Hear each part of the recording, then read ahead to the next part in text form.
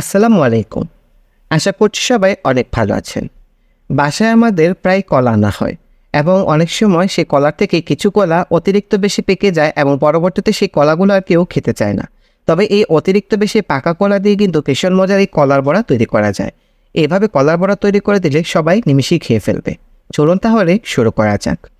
তো কলার বড়া তৈরি করার জন্য যেমনটা বলেছিলাম, অতিরিক্ত বেশি পাকা কলা আমি এখানে নিয়ে নিলাম 4টা। এখন এই কলাগুলোর খোসা ছাড়িয়ে হাত দিয়ে ভালো করে কলাগুলোকে আমি চটকে নিচ্ছি। আপনারা হাত দিয়ে চটকে নিতে না চাইলে ব্লেন্ডারে ব্লেন্ড করেও নিতে পারেন, তবে হাত দিয়ে করে নিলেই হয়। এখন আমি এখানে দিয়ে দিচ্ছি 1/2 কাপ পরিমাণে গুড়, তবে আপনারা চাইলে এই গুড়ের পরিবর্তে এখানে চিনিও দিতে পারেন 1/2 কাপ পরিমাণে। কলায় কিন্তু মিষ্টি আছে, তাই আপনারা এটা বুঝে দিবেন। তো এখন আমি এভাবে খুব ভালো করে এটাকে চটকে মিশিয়ে নিচ্ছি।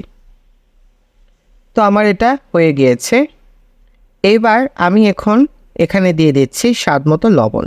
সামান্য একটু লবণ দেওয়ার আপনারা চেষ্টা করবেন। লবণ দিয়ে আবারও এটাকে খুব ভালো করে মিশিয়ে নিচ্ছি। এখন আমি এখানে দিয়ে দিচ্ছি 1.5 কাপ পরিমাণে আটা। আমি ময়দা নিইনি, আটাই দিয়েছি। আপনারা চাইলে এখানে ময়দা দিতে পারেন। এখন আমি এটাকে খুব ভালো করে একটু মিক্সড করে নেব। হাত দিয়ে মিক্স করতে হবে এটা। তো আমি এটাকে ভালো করে মিক্স করে নিলাম।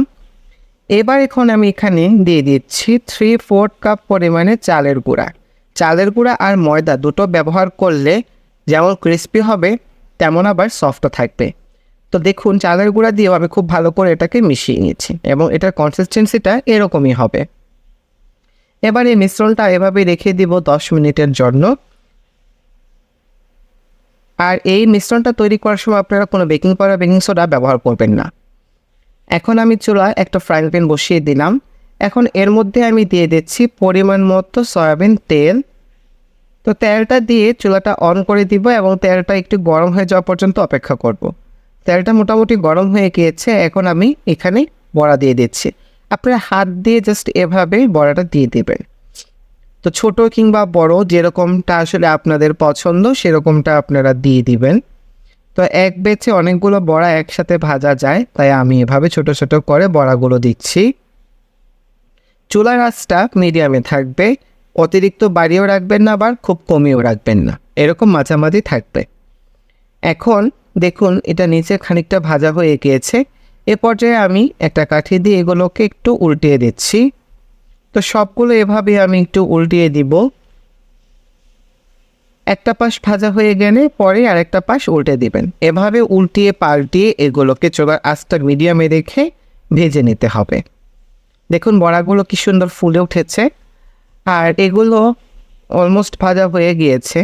আমি প্রায় 5 মিনিট ধরে এগুলোকে ভাজতেছি। এগুলো ভাজতে কিন্তু আসলে খুব বেশি একটা সময় আপনার লাগবে না। তো দেখুন এগুলো ভাজা হয়ে গিয়েছে। এখন আমি এগুলোকে তুলে ফেলবো। তো একটা ছাঁকনির মাধ্যমে আমি সবগুলো বড়া তেল থেকে ছেঁকে তুলে নিয়ে নিলাম।